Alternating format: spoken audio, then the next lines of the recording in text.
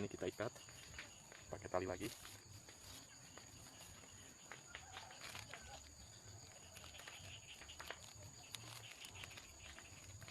Begini cukup sih, yang kencang ya, biar si tuaknya tidak jatuh ke bawah. Nah, setelah kita ikat, kita giniin nih, jangan sampai patah ya ini. Kita pakai kayu aja gini, pakai kayu ini. Nah, seperti ini guys, biar dia itu nunduk ke bawah.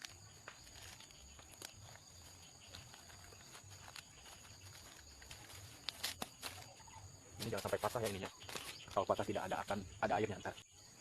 Nah, seperti ini ya, biar dia ntar airnya turun ke bawah.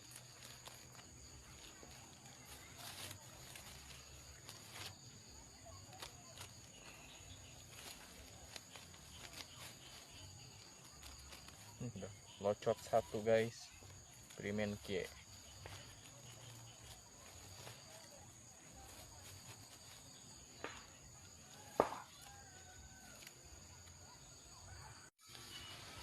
Nah guys, dari sini kita pakai